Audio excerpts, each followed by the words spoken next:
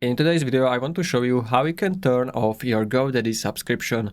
So that means you are not going to be charged when the time comes of your subscription. So firstly, you want to go to main dashboard of GoDaddy like this. If you are not here, you want to go to your profile, then my products.